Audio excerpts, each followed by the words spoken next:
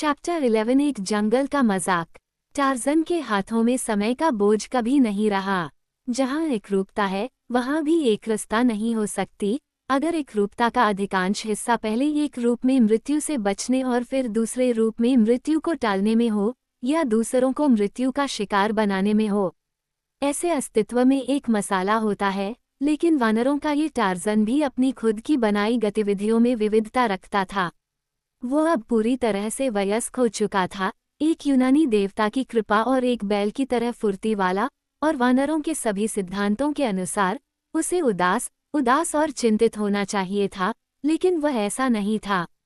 उसकी आत्मा में बिल्कुल भी उम्र नहीं दिख रही थी। वह अभी भी एक चंचल बच्चा था जो उसके साथी वानरों को बहुत परेशान करता था। वे उसे या उसके तौर तरीकों को समझ नहीं पा रहे थे, क्योंकि परिपक्वता के साथ वे जल्दी ही अपनी युवावस्था और उसके मनोरंजन को भूल गए। नहीं, टार्ज़न उन्हें ठीक से समझ पाया। उसे यह अजीब लगा कि कुछ चांद पहले उसने टॉग को रस्सी से बांधकर ऊंची ऊंची घासों में चीखते हुए घसीटा था, और फिर जब युवा बंदर ने खुद को मुक्त किया था तो वह अच्छे स्वभाव वाले नकली युद्ध में लुढ़का, और आज जब वह उसी टॉग के पीछे आया और उसे घास पर पीछे की ओर खींचा, तो चंचल युवा बंदर की जगह एक बड़ा गुर्राता हुआ जानवर घूमा और उसके गले पर झपटा। टार्ज़न ने आसानी से हमले से बचकर निकल लिया और टॉग का गुस्सा जल्दी ही गायब हो गया। हालांकि इसकी जगह पर चंचलता नहीं आई, फिर भी बंदर आदमी को एहसास हुआ कि टॉग न तो खुश था और न ही वह खुद खुश था। ऐसा लग रहा था कि बड़े बैल बंदर ने अपनी जो भी हास्य भावना कभी रखी थी उसे खो दिया है। निराशा की एक भुरभुराहट के साथ युवा लॉर्ड ग्रास्टोक ने प्रयास के दूसरे क्षेत्रों की ओर रुख किया। एक आंख के सामने काले बालों का एक लट गिर गया। उसने अपने हाथ की हथेली से इसे एक तरफ किया और अपने सिर को हिलाया। इसने कुछ करने का सुझाव दिया, इसलिए उसने अपना तरकश ढूंढा जो बिजली से कटे हुए पेड़ के खोखले तने में छिपा हुआ था। तीरों को निकालते हुए उसने तरकश को उल्टा कर दिया और उसके निचले हिस्से की सामग्री को जमीन पर खाली कर दिया। उसके कुछ खजाने, उनमें एक सपाट पत्थर का टुकड़ा और एक सीप था जिसे उसने अपने पिता के केबिन के पास समुद्र तट से उठाया था। उसने बहुत सावधानी से सीप के किनारे को सपाट पत्थर पर आगे पीछे रगड़ा जब तक कि नर्म किनारा बिल्कुल महीन और नुकीला न हो जाए। उसने ठीक वैसे ही काम किया जैसे कोई नाई उस्तरा तेज करता है, और उसके पास भी इसी तरह के अभ्यास के सभी सबूत थे, लेकिन उसकी कुशलता वर्षों के श्रमसाध्य प्रयास का परिणाम थी। बिना किसी सहायता के उसने सीप पर धार लगाने का अपना एक तरीका निकाल लिया था। उसने अपने अंगूठे की गेंद से भी इसका परीक्षण किया, और जब उसे यह पसंद आया तो उसने अपनी आंखों के सामने गिरे बालों के एक गुच्छे को पकड़ा, उसे अपने बाएं हाथ के अंगूठे और पहली उंगली के बीच पकड़ा और नुकीली सीप से तब तक काटा जब तक कि वह कट न गया। उसने अपने सिर के चारों ओर चक्कर लगाया जब तक कि उसका काला सिर सामने की ओर एक कर्कश धमाके के साथ बेतरतीब ढंग से हिल नहीं गया। इसके दिखावे की उसे कोई परवाह नहीं थी, लेकिन सुरक्षा और आराम के मामले में इसका मतलब सब कुछ था। गलत समय पर आंखों में गिरे बालों का एक गुच्छा जीवन और मृत्यु के बीच का अंतर पैदा कर सकता है, जबकि पीठ पर लटकते हुए बिखरे बाल सबसे अधिक असुविधाजनक होते हैं, विशेषकर जब वे ओस, बारिश या पसीने से भीगे हों। टार्ज़न जब अपने टॉन्सोरियल कार्य में व्यस्त था तो उसका सक्रिय मन कई कामों में व्यस्त था। उसे बोल्गानी नामक गोरिल्ला के साथ अपनी हाल की लड़ाई याद आ गई, जिसके घाव अभी ठीक हुए थे। उसने अपने पहले सपनों की अजीबोगरीब नींद की घटनाओं पर विचार किया, और वह जनजाति पर अपने आखिरी व्यावहारिक मजाक के दर्दनाक परिणाम पर मुस्कुराया जब वह नुमा शेर की खाल पहने हुए दहाड़ते हुए उन पर आया था, केवल उन बड़े बैलों द्वारा छलांग लगाने और लगभग मारे जाने के लिए जिन्हें उसने अपने प्राचीन दुश्मन के हमले से खुद को बचाने का तरीका सिखाया था। अपने बालों को पूरी तरह से काटकर और कबीले के लोगों के साथ रहने में कोई आनंद की संभावना न देखकर टार्ज़न इत्मीनान से पेड़ों की ओर चला गया और अपने केबिन की ओर चल पड़ा। लेकिन जब वह कुछ दूर पहुंचा तो उसका ध्यान उत्तर दिशा से आती एक तेज गंध की ओर गया। ये गंध गोमंगनी की थी। जिज्ञासा, जो मनुष्य और बंदर की सबसे विकसित साझा विरासत है, हमेशा टार्ज़न को गोमांगनी के बारे में जांच करने के लिए प्रेरित करती थी। उनके बारे में कुछ ऐसा था जिसने उनकी कल्पना को जगाया। संभवतः यह उनकी गतिविधियों और रुचियों की विविधता के कारण था। बंदर खाने, सोने और प्रजनन के लिए जीते थे।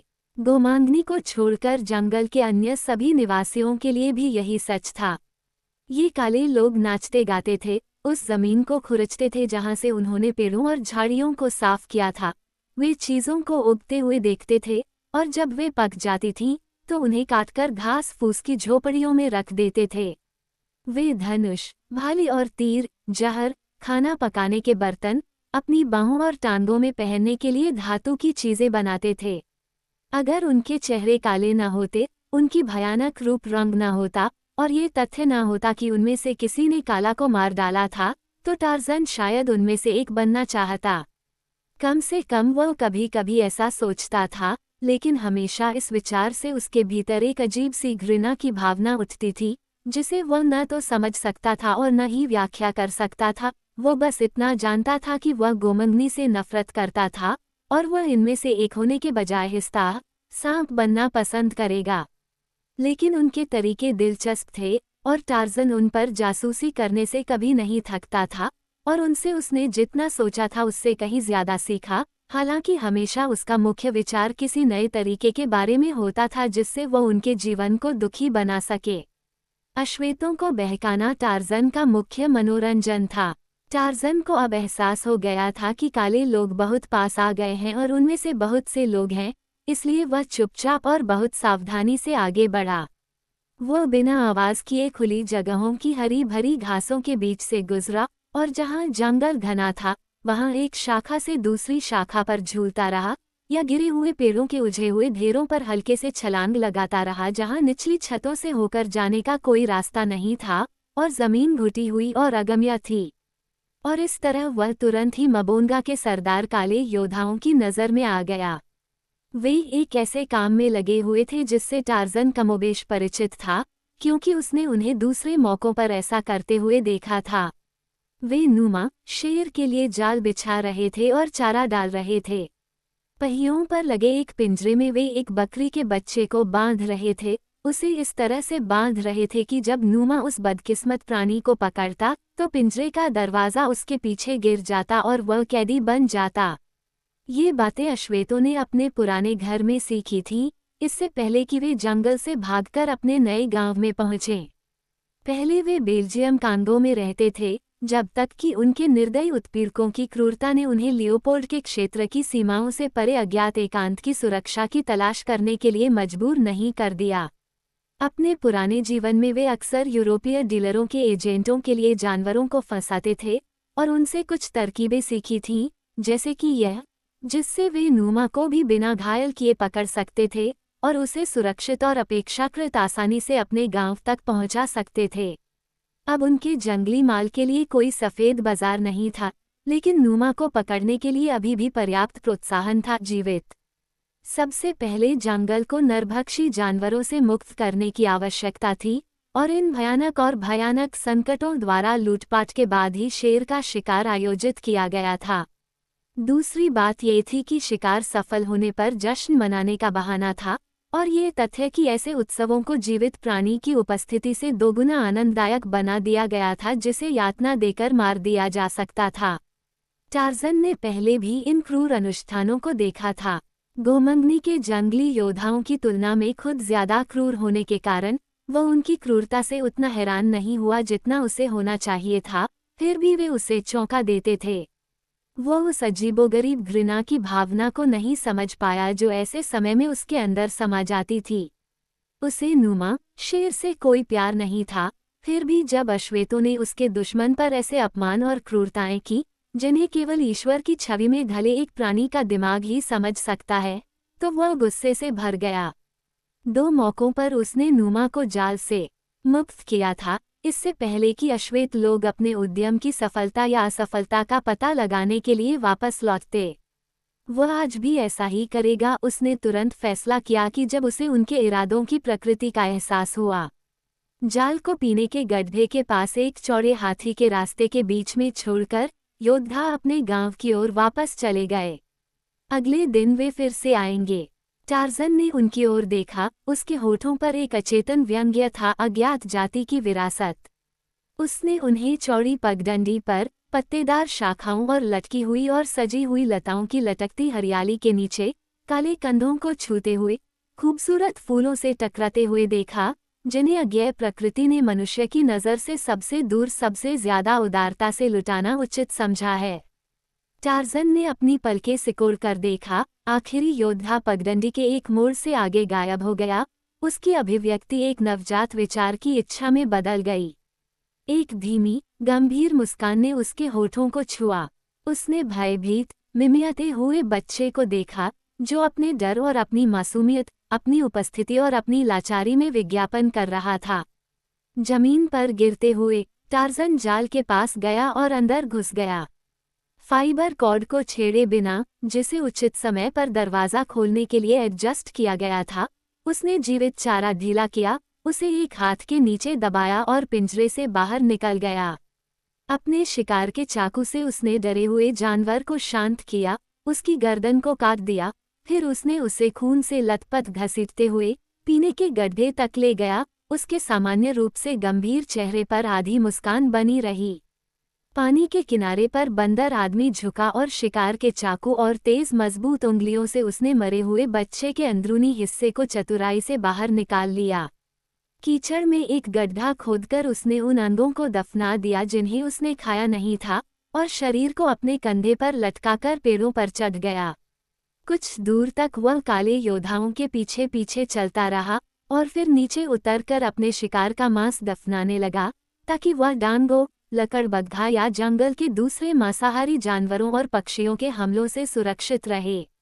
उसे भूख लगी थी। अगर वह जानवर होता तो वह खा लेता, लेकिन उसका मनुष्य मन पेट की इच्छाओं से भी ज्यादा शक्तिशाली इच्छाओं को पूरा कर सकता था, और अब वह एक विचार से चिंतित था जिसने उसके होठों पर मुस्कान ला दी और उसकी आंखें प्रत्याशा में चमक उठीं। यह एक ऐसा विचार था जिसने उसे यह भूलने की अनुमति दी कि वह भूखा था। मांस को सुरक्षित तरीके से छिपाकर टार्ज़न गोमंगनी के पीछे हाथी के रास्ते पर चलता रहा। पिंजरे से 2 या 3 मील की दूरी पर वह उनसे आगे निकल गया और फिर वो पेड़ों पर चढ़ गया और उनके पीछे पीछे ऊपर नीचे चलने लगा, अपने मौके का इंतजार करते हुए। अश्वेतों में रब्बा केगा, जादूगरनी भी थी। टार्ज़न उन सभी से नफरत करता था, लेकिन रब्बा केगा से वह खास तौर पर नफरत करता था। जब अश्वेत घुमावदार रास्ते पर आगे बढ़ रहे थे, रब्बा केगा आलसी होने के कारण पीछे रह गया। टार्ज़न ने इस पर ध्यान दिया और इससे वह संतुष्ट हो गया। उसके अस्तित्व में एक गंभीर और भयानक संतुष्टि फैल गई। मौत के एक दूत की तरह वह बेखबर अश्वेतों के ऊपर मंडरा रहा था। रब्बा केगा को पता था कि गांव थोड़ी ही दूर पर है, इसलिए वह आराम करने के लिए बैठ गया। अच्छी तरह से आराम करो, हे रब्बा केगा, ये तुम्हारा आखिरी मौका है। टार्ज़न पेड़ की शाखाओं के बीच चुपके से रेंगता हुआ चला गया, जो कि अच्छी तरह से खिलाए गए आत्मसंतुष्ट जादूगर के ऊपर था। उसने कोई ऐसी आवाज़ नहीं की जिसे मनुष्य के सुस्त कान ऊपरी छतों के लहराते पत्तों के बीच से आती हल्की जंगल की हवा के ऊपर सुन सके, और जब वह काले आदमी के ऊपर आया तो वह रुक गया, जो कि पत्तों की शाखा और भारी लता से अच्छी तरह से छिपा हुआ था। रब्बा केगा पेड़ की टहनी से पीठ टिकाकर टार्ज़न के सामने बैठा था। ये स्थिति वैसी नहीं थी जैसी शिकारी जानवर चाहता था, इसलिए जंगली शिकारी के असीम धैर्य के साथ बंदर आदमी एक गड़ी हुई मूर्ति की तरह तब तक चुपचाप बैठा रहा जब तक कि फल तोड़ने के लिए तैयार न हो जाए। एक जहरीला कीड़ा गुस्से से बाहर निकलकर भिनभिनाया। वह टार्ज़न के चेहरे के पास चक्कर लगाता हुआ मडरा रहा था। बंदर आदमी ने उसे देखा और पहचान लिया। उसके डंक का विषाणु उससे कमतर लोगों के लिए मौत का कारण बन सकता था। उसके लिए इसका मतलब था कई दिनों तक पीड़ा। वो हिला नहीं। एक नज़र में पंखों वाले यातना की उपस्थिति को स्वीकार करने के बाद उसकी चमकती आंखें रब्बा केगा पर टिकी रहीं।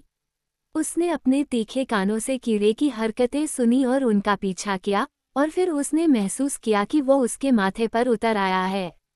कोई मांसपेशी नहीं हिली, क्योंकि उसके जैसे लोगों की मांसपेशियां मस्तिष्क की दास होती हैं। उसके चेहरे पर नीचे की ओर वह भयानक चीज रेंगती हुई आई, नाक, होंठ और ठोड़ी के ऊपर। उसके गले पर वह रुकी और मुड़कर अपने कदम पीछे खींचे। टार्ज़न ने रब्बा केगा को देखा। अब उसकी आंखें भी नहीं हिल रही थीं। वह इतना निश्चल था कि केवल मृत्यु ही उसकी निश्चलता का मुकाबला कर सकती थी। कीड़ा अखरोट के भूरे गाल पर ऊपर की ओर रेंगता हुआ आया और अपने एंटीना को उसकी निचली पलक की पलकों से छूते हुए रुक गया। आप या मैं पीछे हटते, अपनी आंखें बंद करके उस चीज पर वार करते, लेकिन आप और मैं अपने तंत्रिकाओं के स्वामी नहीं, गुलाम हैं। अगर वह चीज बंदर आदमी की आंखों पर रेंगती तो यह विश्वास करने योग्य था कि वह अभी भी बड़ी बड़ी आंखें और कठोर रह सकता था, लेकिन ऐसा नहीं हुआ। एक पल के लिए वह निचली पलक के पास वहां मंडराता रहा, फिर उठा और भिनभिनाता हुआ चला गया। रब्बा केगा की ओर नीचे की ओर यह भिनभिनाया और काले आदमी ने इसे सुना, इसे देखा, इस पर हमला किया और इसे मारने से पहले गाल पर डंक मारा। फिर वह दर्द और गुस्से से चीखता हुआ उठा और जैसे ही वह मबोंगा गांव की ओर बढ़ा, मुखिया, उसकी चौड़ी काली पीठ उसके ऊपर प्रतीक्षा कर रही खामोश चीज के सामने आ गई।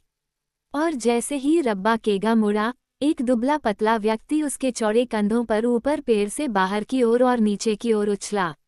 उछलते हुए प्राणी के प्रभाव ने रब्बा केगा को जमीन पर गिरा दिया। उसने महसूस किया कि उसकी गर्दन पर मजबूत जबड़े कस दिए गए हैं, और जब उसने चीखने की कोशिश की तो स्टील की उंगलियों ने उसका गला दबा दिया। शक्तिशाली काले योद्धा ने खुद को छुड़ाने के लिए संघर्ष किया, लेकिन वह एक बच्चे की तरह अपने विरोधी की पकड़ में था। कुछ ही देर में टार्ज़न ने दूसरे के गले पर से अपनी पकड़ ढीली कर दी, लेकिन हर बार जब रब्बा केगा चीखने की कोशिश करता तो क्रूर उंगलियां उसे दर्दनाक तरीके से दबा देतीं। आखिरकार योद्धा ने हार मान ली।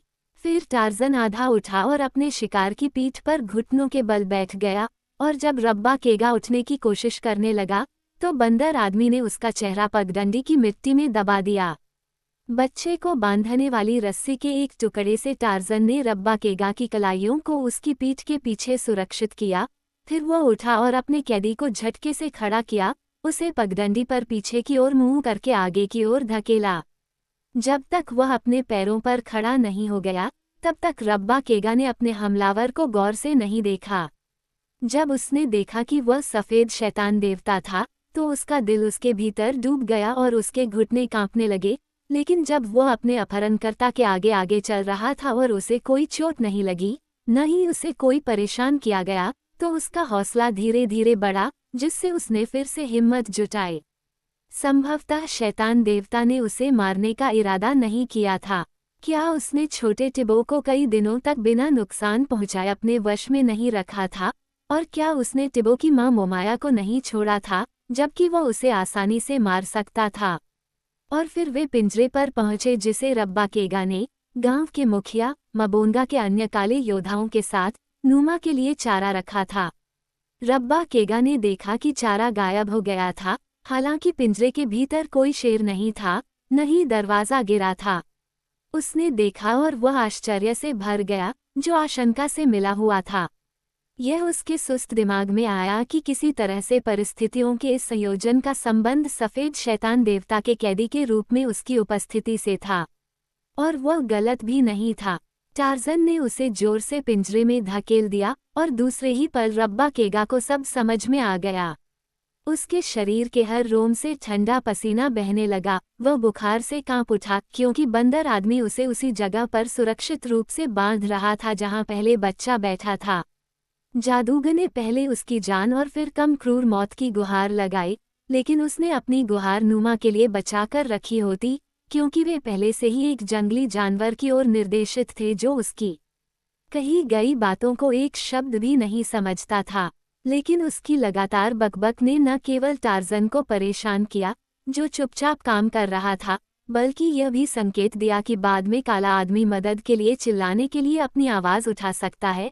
इसलिए वह पिंजरे से बाहर निकला, मुट्ठी भर घास और एक छोटी सी छड़ी इकट्ठी की और वापस आकर घास को रब्बा केगा के मुंह में ठूंस दिया, छड़ी को उसके दांतों के बीच में क्रॉसवाइज रखा और रब्बा केगा की कमरबंद की पट्टी से उसे वहां बांध दिया। अब जादूगर के पास अपनी आंखें घुमाने और पसीना बहाने के अलावा कोई चारा नहीं था। इस तरह टार्ज़न ने उसे छोड़ दिया। बंदर आदमी पहले उस जगह गया जहां उसने बकरी के बच्चे का शव छिपा रखा था। उसे खोदकर वह एक पेड़ पर चढ़ गया और अपनी भूख मिटाने लगा। जो कुछ बचा था उसे उसने फिर से दफना दिया। फिर वो पेड़ों के बीच से पानी के गड्ढे की ओर चला गया और उस जगह पर गया जहां दो चट्टानों के बीच से ताज़ा ठंडा पानी बह रहा था। उसने खूब पानी पिया। दूसरे जानवर पानी में उतरकर रुका हुआ पानी पी सकते थे, लेकिन बंदरों का टार्ज़न नहीं। ऐसे मामलों में वो बहुत नखरेबाज था। उसने अपने हाथों से गोमंगनी की घिनौनी गंध और अपने चेहरे से बकरी के बच्चे के खून के निशान धो दिए। उठकर उसने खुद को किसी बड़ी आलसी बिल्ली की तरह फैलाया, पास के एक पेड़ पर चढ़ गया और सो गया। जब वह जागा तो अंधेरा था, हालांकि पश्चिमी आकाश में अभी भी एक हल्की सी चमक थी। जंगल से पानी की ओर बढ़ते हुए एक शेर कराह रहा था और खांस रहा था। वो पीने के गड्ढे के पास पहुंच रहा था। टार्ज़न नींद में मुस्कुराया, अपनी मुद्रा बदली और फिर से सो गया। जब मबोंगा के मुखिया अश्वेत अपने गांव पहुंचे तो उन्होंने पाया कि रब्बा केगा उनके बीच नहीं था। जब कई घंटे बीत गए तो उन्होंने तय किया कि उसके साथ कुछ हुआ है, और जनजाति के अधिकांश लोगों की यह आशा थी कि उसके साथ जो कुछ भी हुआ है वह घातक साबित हो सकता है। वे जादूगर से प्यार नहीं करते थे। प्यार और डर कभी कभी ही साथ साथ चलते हैं, लेकिन एक योद्धा होता है, और इसलिए मबोंगा ने एक खोज दल का आयोजन किया। उसका अपना दुख असहनीय नहीं था, यह इस तथ्य से पता चलता है कि वह घर पर रहा और सो गया। जिन युवा योद्धाओं को उसने भेजा था वे पूरे आधे घंटे तक अपने उद्देश्य पर अड़िग रहे। जब दुर्भाग्य से रब्बा केगा के लिए इतनी छोटी सी बात पर भी किसी व्यक्ति का भाग्य निर्भर हो सकता है, एक शहद पक्षी ने खोजकर्ताओं का ध्यान आकर्षित किया और उन्हें उस स्वादिष्ट भंडार की ओर ले गया जिसे उसने पहले विश्वासघात के लिए चिन्हित किया था, और रब्बा केगा का विनाश तय हो गया। जब खोजकर्ता खाली हाथ लौटे तो मबोंगा क्रोधित हो गया, लेकिन जब उसने देखा कि वे अपने साथ शहद का बहुत बड़ा भंडार लाए हैं तो उसका गुस्सा शांत हो गया। पहले से ही युवा, फुर्तीला और दुष्ट दिमाग वाला टुबुतो, चेहरे पर भयानक रंग लगाए हुए, रब्बा केगा के पद और सुविधाओं को पाने की उम्मीद में एक बीमार शिशु पर काली कला का अभ्यास कर रहा था। आज रात बूढ़े जादूगर की महिलाएं विलाप करेगी और चीखेंगी। कल उसे भुला दिया जाएगा। ऐसा ही जीवन है, ऐसी ही प्रसिद्धि है, ऐसी ही शक्ति है दुनिया की सबसे ऊंची सभ्यता के केंद्र में, या काले आदिम जंगल की गहराई में। हमेशा, हर जगह आदमी आदमी ही रहता है, और नहीं वह अपने आवरण के नीचे बहुत कुछ बदल गया है जब से वह 6 मिलियन साल पहले टायरानोसॉरस से बचने के लिए दो चट्टानों के बीच एक छेद में भाग गया था। रब्बा केगा के लापता होने के बाद अगली सुबह योद्धाओं ने मबोंगा प्रमुख के साथ मिलकर नुमा के लिए बिछाए गए जाल की जांच की। पिंजरे तक पहुंचने से बहुत पहले उन्होंने एक बड़े शेर की दहाड़ सुनी और अनुमान लगाया कि उन्होंने एक सफल बैग बनाया है, इसलिए वे खुशी से चिल्लाते हुए उस स्थान पर पहुंचे जहां उन्हें अपना बंदी मिलना था। हाँ, वह वहां था, एक महान, शानदार नमूना, एक विशाल, काले अयाल वाला शेर। योद्धा खुशी से पागल हो गए। वे हवा में उछले और क्रूर चीखें निकाली, कर्कश विजय की चीखें, और फिर वे करीब आए और चीखें उनके होठों पर ही रुक गईं, और उनकी आंखें इतनी चौड़ी हो गईं कि उनकी पुतलियों के चारों ओर सफ़ेदी दिखाई देने लगी, और उनके लटकते हुए निचले होंठ उनके लटकते हुए जबड़े के साथ लटक गए। वे पिंजरे के अंदर के दृश्य को देखकर डर के मारे पीछे हट गए। कल रब्बा केगा, जादूगरनी की क्षत विक्षत लाश। पकड़ा गया शेर इतना क्रोधित और भयभीत था कि उसने अपने शिकार के शरीर को खाना नहीं चाहा, लेकिन उसने अपने क्रोध का भरपूर दोहन उस पर किया जब तक कि वह देखने में भयावह चीज नहीं बन गई। पास के एक पेड़ पर बैठे वानरों के टार्ज़न, लॉर्ड ग्रास्टोक ने काले योद्धाओं को देखा और मुस्कुराया।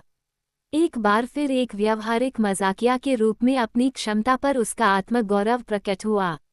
यह उस दर्दनाक मार के बाद कुछ समय के लिए निष्क्रिय पड़ा था, जब वह नुमा की खाल पहने हुए केरचक के वानरों के बीच कूद गया था, लेकिन यह मजाक एक निश्चित सफलता थी।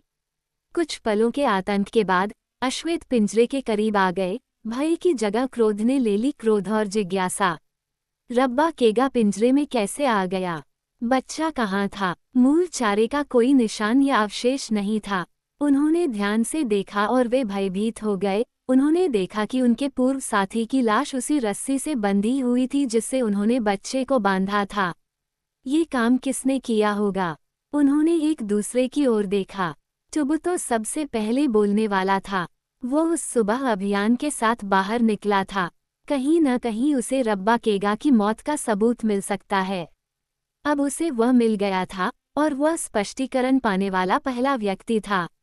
श्वेत शैतान देवता, उसने फुसफुसाते हुए कहा। ये श्वेत शैतान देवता का काम है। किसी ने भी टुबुटो का खंडन नहीं किया, क्योंकि वास्तव में वो और कौन हो सकता था सिवाय उस विशाल बाल रहित वानर के जिससे वे सभी इतना डरते थे। और इसलिए टार्जन के प्रति उनकी नफरत फिर से बढ़ गई और उसके प्रति उनका डर भी बढ़ गया। और टार्जन अपने पेड़ पर बैठ गया और खुद को गले लगा लिया। रब्बा केगा की मृत्यु पर वहां किसी को दुख नहीं हुआ, लेकिन प्रत्येक अश्वेत को उस चतुर दिमाग से व्यक्तिगत भय का अनुभव हुआ जो उनमें से किसी के लिए भी उतनी ही भयानक मृत्यु खोज सकता था जितनी की जादूगर को मिली थी। यह एक शांत और विचारशील समूह था जिसने बंदी शेर को चौड़े हाथी मार्ग से वापस गांव के मुखिया मबोंगा के पास खींच लिया। और राहत की सांस लेते हुए उन्होंने आखिरकार जाल को गांव में घुसाया और अपने पीछे के दरवाजे बंद कर लिए। जाल बिछाए गए स्थान से बाहर निकलते ही हर किसी को ऐसा लग रहा था कि उन पर जासूसी की जा रही है, हालांकि किसी ने भी ऐसा कुछ नहीं देखा या सुना जिससे उनके डर को और बल मिले। पिंजरे के भीतर शेर के साथ शव को देखकर गांव की महिलाएं और बच्चे अत्यंत भयावह विलाप करने लगे और खुशी से पागल हो गए, जो उनके अधिक सभ्य प्रोटोटाइप द्वारा प्राप्त खुशी के दुख से कहीं अधिक था, जो अपना समय फिल्मों और दोस्तों और अजनबियों, विशेष रूप से अजनबियों के अंतिम संस्कार के बीच बांटते हैं। टार्जन ने एक पेड़ पर चढ़कर गांव में आने जाने वालों पर नजर रखी। उसने देखा कि उन्मादी महिलाएं बड़े शेर को डंडों और पत्थरों से परेशान कर रही थीं। बंदी के प्रति अश्वेतों की क्रूरता ने हमेशा टार्जन के मन में गोमंगनी के प्रति क्रोध और घृणा की भावना पैदा की। अगर उसने इस भावना का विश्लेषण करने की कोशिश की होती तो उसे यह मुश्किल लगता, क्योंकि अपने पूरे जीवन में वह पीड़ा और क्रूरता के दृश्यों का आदी था। वो खुद भी क्रूर था। जंगल के सभी जानवर क्रूर थे, लेकिन अश्वेतों की क्रूरता एक अलग तरह की थी। यह असहायों को बेतहाशा यातना देने की क्रूरता थी, जबकि टार्जन और दूसरे जानवरों की क्रूरता जरूरत या जुनून की क्रूरता थी। शायद यदि वह ये जानता तो अनावश्यक कष्टों को देखकर घृणा की इस भावना को वह आनुवंशिकता का परिणाम मानता, निष्पक्ष व्यवहार के प्रति ब्रिटिश प्रेम का बीज, जो उसके पिता और माता ने उसे विरासत में दिया था। लेकिन निस्संदेह वो ये नहीं जानता था, क्योंकि वह अब भी यह मानता था कि उसकी मां काला नामक महान वानर थी। और जिस अनुपात में उसका गुस्सा गोमंगनी के खिलाफ बढ़ा, उसी अनुपात में उसकी क्रूर सहानुभूति नुमा शेर के प्रति भी बढ़ी, क्योंकि हालांकि नुमा उसका आजीवन दुश्मन था, लेकिन टार्जन की भावनाओं में उसके प्रति न तो कोई कड़वाहट थी और न ही तिरस्कार। इसलिए बंदर आदमी के मन में अश्वेतों को विफल करने और शेर को आज़ाद करने का दृढ़ संकल्प बना, लेकिन उसे ये किसी ऐसे तरीके से पूरा करना था जिससे गोमंगनी को सबसे ज्यादा निराशा और परेशानी हो। जब वो वहां बैठा हुआ अपने नीचे की कार्यवाही को देख रहा था, उसने देखा कि योद्धाओं ने पिंजरे को एक बार फिर से पकड़ लिया और उसे दो झोपड़ियों के बीच घसीट कर ले गए। टार्जन जानता था कि अब ये शाम तक वहां रहेगा और अश्वेत लोग अपने पकड़े जाने के जश्न में एक दावत और नंगा नाच की योजना बना रहे थे। जब उसने देखा कि पिंजरे के पास 2 योद्धा रखे गए हैं और ये उन महिलाओं, बच्चों और युवकों को भगा रहे हैं जो अंततः नुमा को मौत के घाट उतार देंगे, तो उसे पता था कि शेर तब तक सुरक्षित रहेगा जब तक कि शाम के मनोरंजन के लिए उसकी जरूरत नहीं होगी, जब उसे पूरे कबीले के पालन पोषण के लिए और अधिक क्रूरता और वैज्ञानिक तरीके से प्रताड़ित किया जाएगा। अब टार्जन ने अश्वेतों को अपनी कल्पना शक्ति के अनुसार नाटकीय ढंग से लुभाना पसंद किया। उनके अंधविश्वासी भय और रात के प्रति उनके विशेष भय के बारे में उसके मन में कुछ आधी अधूरी धारणा थी, और इसलिए उसने नुमा को मुक्त करने के लिए कोई कदम उठाने से पहले अंधेरा होने और अश्वेतों के अपने नृत्य और धार्मिक अनुष्ठानों से आंशिक रूप से उन्माद में आने तक प्रतीक्षा करने का निर्णय लिया। इस बीच उसे उम्मीद थी कि उसके दिमाग में विभिन्न कारकों की संभावनाओं के लिए पर्याप्त विचार आएगा, और ऐसा होने में बहुत समय नहीं लगा। वह भोजन की तलाश में जंगल में जा रहा था, तभी उसे यह योजना सूझी। पहले तो वह थोड़ा मुस्कुराया और फिर संदेहास्पद लगा, क्योंकि उसे अभी भी उन भयानक परिणामों की याद थी जो लगभग समान लाइनों पर एक बहुत ही अद्भुत विचार को लागू करने के बाद हुए थे। फिर भी उसने अपना इरादा नहीं छोड़ा और एक पल बाद भोजन को अस्थायी रूप से भूलकर वह बीच की सीढ़ियों से तेजी से उड़ता हुआ केरचाक जनजाति के महान वानर के मैदान की ओर जा रहा था। जैसा कि उसका स्वभाव था, वह छोटे से दल के बीच में उतरा, बिना किसी को बताए कि वह आ रहा है। लेकिन जैसे ही वह उनके ऊपर एक शाखा से उछला, उसने एक भयानक चीख के साथ अपना आगमन घोषित कर दिया। केरचाक के वानरों का सौभाग्य है कि उनकी प्रजाति को हृदयाघात नहीं होता, क्योंकि टार्जन के तरीकों ने उन्हें एक के बाद एक गंभीर आघात पहुंचाए, और न ही वे कभी भी वानरों के अजीबोगरीब हास्य व्यंग्य के आदी हो पाए। अब जब उन्होंने देखा कि वह कौन था, तो वे बस एक पल के लिए गुस्से से गुर्राए और बड़बड़ाए और फिर अपना खाना या झपकी लेना शुरू कर दिया, जिसे उसने बाधित किया था, और वो अपना छोटा सा मजाक करने के बाद खोखले पेड़ की ओर चला गया, जहां उसने अपने खजाने को अपने साथियों और शरारती छोटे आदमी की जिज्ञासु आंखों और उंगलियों से छिपा कर रखा था। यहाँ उसने एक बारीकी से लपेटी हुई खाल निकाली, सिर के साथ नुमा की खाल, आदिम इलाज और माउंटिंग का एक चतुर टुकड़ा, जो एक बार जादूगर रब्बा केगा की संपत्ति थी, जब तक कि टार्जन ने इसे गांव से चुरा नहीं लिया। इसके साथ ही वह जंगल से होते हुए अश्वेतों के गांव की ओर वापस चला गया, रास्ते में शिकार करने और खाने के लिए रुकता था, और दोपहर में 1 घंटे के लिए झपकी भी लेता था, ताकि जब वह बाड़ के ऊपर लटके बड़े पेड़ के पास पहुंचा तो शाम हो चुकी थी, जिससे उसे पूरे गांव का नजारा दिखाई देता था। उसने देखा कि नुमा अभी भी जीवित था और पहरेदार पिंजरे के पास ही झपकी ले रहे थे।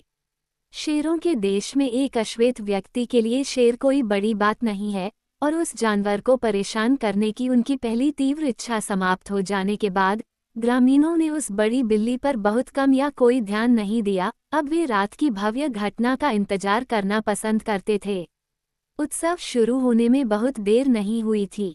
ढोल नगाड़ों की आवाज के साथ एक अकेला योद्धा, जो आधा दुबला होकर बैठा था, दूसरे योद्धाओं के एक बड़े घेरे के बीच में आग की रोशनी में कूद गया, जिसके पीछे महिलाएं और बच्चे खड़े थे या बैठे थे। नर्तक शिकार के लिए रंगा हुआ और हथियारबंद था, और उसकी हरकतें और हाव भाव शिकार के निशान की तलाश का संकेत दे रहे थे। नीचे झुकते हुए, कभी कभी एक घुटने पर एक पल के लिए आराम करते हुए, वह शिकार के संकेतों के लिए जमीन की तलाश करता था। फिर से वह स्थिर, मूर्तिवत, सुनता हुआ खड़ा था। योद्धा युवा और लचीला और सुंदर था। वह पूरी तरह से मांसपेशियों वाला और तीर की तरह सीधा था। आग की रोशनी उसके काले शरीर पर चमक रही थी, और उसके चेहरे, स्तनों और पेट पर चित्रित विचित्र डिजाइनों को स्पष्ट रूप से उभार रही थी। कुछ ही देर में वह जमीन पर झुक गया, फिर हवा में ऊंची छलांग लगाई। चेहरे और शरीर की हर रेखा से पता चल रहा था कि उसे गंध मिल गई है। तुरंत ही वह अपने आसपास के योद्धाओं की ओर कूद पड़ा, उन्हें अपनी खोज के बारे में बताया और उन्हें शिकार के लिए बुलाया। ये सब मूकाभिनय में था, लेकिन इतनी सच्चाई से किया गया कि टार्जन भी इसे छोटी छोटी बारीकियों तक समझ सकता था। उसने देखा कि दूसरे योद्धा अपने शिकार के भाले थामकर खड़े हो गए और सुंदर, चुपके से पीछा करने वाले नृत्य में शामिल हो गए। ये बहुत दिलचस्प था, लेकिन टार्जन को एहसास हुआ कि अगर उसे अपने इरादे को सफल निष्कर्ष तक पहुंचाना है तो उसे जल्दी से काम करना होगा। उसने पहले भी ये नृत्य देखे थे और जानता था कि पीछा करने के बाद शिकार और फिर शिकार होगा, जिसके दौरान नुमा योद्धाओं से घिरा होगा और उसके पास पहुंचना असंभव होगा। शेर की खाल को एक हाथ में दबाए हुए बंदर आदमी पेड़ के नीचे घनी छाया में जमीन पर गिर गया और फिर झोपड़ियों के पीछे चक्कर लगाता हुआ सीधे पिंजरे के पिछले हिस्से में आ गया, जिसमें नुमा घबराए हुए इधर उधर घूम रहा था। पिंजरा अब बिना पहरे के था, दोनों योद्धा उसे छोड़कर अन्य नर्तकियों के बीच अपनी जगह लेने चले गए थे। पिंजरे के पीछे टार्जन ने शेर की खाल को अपने ऊपर ठीक किया, ठीक वैसे ही जैसे उसने उस यादगार मौके पर किया था जब केरचाक के वानरों ने उसके भेष को भेदने में विफल रहते हुए उसे लगभग मार ही डाला था। फिर हाथों और घुटनों के बल पर वह आगे बढ़ा, दो झोपड़ियों के बीच से निकला और सांवले दर्शकों से कुछ कदम पीछे खड़ा हो गया, जिनका पूरा ध्यान उनके सामने नर्तकियों पर केंद्रित था। टार्जन ने देखा कि अश्वेतों ने अब खुद को शेर के लिए तैयार होने के लिए घबराहट की उचित सीमा तक तैयार कर लिया है। एक पल में दर्शकों का घेरा पिंजरे में बंद शेर के सबसे नजदीक एक बिंदु पर टूट जाएगा और शिकार को घेरे के केंद्र में लुढ़का दिया जाएगा। ये वह क्षण था जिसका टार्जन को इंतजार था। आखिरकार वह आ ही गया। मुखिया मबोंगा ने एक संकेत दिया, जिस पर टार्जन के ठीक सामने खड़ी महिलाएं और बच्चे उठे और एक तरफ चले गए, जिससे पिंजरे में बंद शेर की ओर एक चौड़ा रास्ता खुल गया। उसी क्षण टार्जन ने गुस्से में शेर की धीमी, खांसी वाली दहाड़ लगाई और धीरे धीरे खुली गली से आगे बढ़कर उन्मत्त नर्तकियों की ओर बढ़ गया। एक महिला ने उसे सबसे पहले देखा और चीख पड़ी। बंदर आदमी के आसपास के इलाके में तुरंत भगदड़ मच गई। आग की तेज रोशनी शेर के सिर पर पड़ी और अश्वेतों ने ये निष्कर्ष निकाला, जैसा कि टार्जन को पता था कि उनका बंदी अपने पिंजरे से भाग गया है। एक और दहाड़ के साथ टार्जन आगे बढ़ गया। नाचते हुए योद्धा एक पल के लिए रुक गए। वे एक मजबूत पिंजरे में सुरक्षित रूप से बंद एक शेर का शिकार कर रहे थे, और अब जब वो उनके बीच आज़ाद था, तो मामले पर एक बिल्कुल अलग पहलू रखा गया था। उनकी नसें इस आपात स्थिति के अनुकूल नहीं थीं। महिलाएं और बच्चे पहले ही निकटतम झोपड़ियों की संदिग्ध सुरक्षा में भाग गए थे, और योद्धाओं ने उनका अनुसरण करने में देर नहीं लगाई, इसलिए अब टार्जन को गांव की सड़क पर अकेले ही कब्जा करना पड़ा। लेकिन ज्यादा देर तक नहीं, वह इतने लंबे समय तक अकेला रहना चाहता था। यह उसकी योजना के अनुकूल नहीं था। कुछ ही देर में एक सिर पास की झोपड़ी से बाहर झांकता हुआ दिखाई दिया, फिर दूसरा और फिर तीसरा, फिर 20 या उससे ज्यादा योद्धा उसकी ओर देख रहे थे, उसके अगले कदम की प्रतीक्षा कर रहे थे, शेर के हमला करने या गांव से भागने की कोशिश करने की प्रतीक्षा कर रहे थे। उनके हाथों में भाले तैयार थे, चाहे आक्रमण हो या स्वतंत्रता के लिए तीर, और तभी सिंह अपने पिछले पैरों पर खड़ा हो गया, उसकी भूरी त्वचा नीचे गिर गई और अग्नि के प्रकाश में उनके सामने श्वेत शैतान देवता की सीधी सादी युवा आकृति प्रकट हो गई। एक पल के लिए अश्वेत लोग इतने हैरान हो गए कि कुछ कर ही नहीं पाए। वे इस भूत से उतना ही डरते थे जितना कि नुमा से, फिर भी अगर वे जल्दी से अपनी बुद्धि जुटा लेते तो वे उस चीज को खुशी खुशी मार देते, लेकिन डर और अंधविश्वास और एक स्वाभाविक मानसिक घनत्व ने उन्हें तब तक स्तब्ध कर दिया जब तक कि बंदर आदमी झुककर शेर की खाल को इकट्ठा नहीं कर लेता। उन्होंने उसे फिर मुड़ते और गांव के दूर छोर पर छाया में वापस जाते देखा। तब तक वे उसका पीछा करने का साहस नहीं जुटा पाए, और जब वे ताकत के साथ, भाले लहराते और जोरदार युद्ध घोष के साथ आए, तो शिकार भाग चुका था। टार्जन ने पेड़ पर एक पल भी नहीं रुका। खाल को एक शाखा पर फेंककर वह फिर से बड़े तने के दूसरी ओर गांव में कूद गया, और एक झोपड़ी की छाया में गोता लगाते हुए तेजी से उस जगह की ओर भागा जहां पिंजरे में बंद शेर लेटा था। पिंजरे के ऊपर पहुंचकर उसने रस्सी खींची जिससे दरवाजा ऊपर उठा, और एक पल बाद एक बड़ा शेर अपनी पूरी ताकत और जोश के साथ गांव में कूद पड़ा। टार्जन की निरर्थक खोज से लौट रहे योद्धाओं ने उसे आग की रोशनी में कदम रखते देखा। शैतान देवता फिर से अपनी पुरानी चाल चल रहा था। क्या उसने सोचा था कि वो इतने कम समय में मुखिया मबोंगा के आदमियों को दोबारा बेवकूफ बना सकता है? वे उसे दिखा देंगे। वे लंबे समय से इस भयानक जंगल के राक्षस से हमेशा के लिए छुटकारा पाने के लिए ऐसे अवसर की प्रतीक्षा कर रहे थे। वे एक साथ भाले उठाकर आगे बढ़े। औरतें और बच्चे झोपड़ियों से निकलकर शैतान देवता का वध देखने आए। शेर ने उन पर अपनी तीखी निगाहें घुमाईं और फिर आगे बढ़ते योद्धाओं की ओर घूम गया। वे जंगली खुशी और विजय के नारे लगाते हुए उसकी ओर बढ़े और उसे अपने भालों से डराने लगे। शैतान देवता उनका था, और फिर एक भयानक दहाड़ के साथ नुमा शेर हमला किया। मबोंगा के मुखिया लोगों ने भालों और चीख चीख कर नुमा का सामना किया। मांसल आबनूस के ठोस ढेर में वे शैतान देवता के आने का इंतजार कर रहे थे, फिर भी उनके बहादुर बाहरी आवरण के नीचे एक भयावह डर छिपा हुआ था कि शायद उनके साथ सब कुछ ठीक न हो, कि यह अजीब प्राणी अभी भी उनके हथियारों के लिए अजेय साबित हो सकता है और उन्हें उनकी धृष्टता के लिए पूरी सजा दे सकता है। आक्रमण करने वाला शेर बिल्कुल जीवंत था। उन्होंने आक्रमण के संक्षिप्त क्षण में ही ये देख लिया था, लेकिन वे जानते थे कि भूरी खाल के नीचे गोरे आदमी का नर्म मांस छिपा हुआ था और वह कई युद्ध भालों के हमले का सामना कैसे कर सकता था। उनके सामने एक विशालकाय युवा योद्धा खड़ा था जो अपनी शक्ति और जवानी के पूरे अहंकार में था। डर गया नहीं, वह नुमा के उस पर टूट पड़ने पर वह हंसा। उसने हंसते हुए अपना भाला उसकी चौड़ी छाती पर रख दिया और फिर शेर उस पर टूट पड़ा।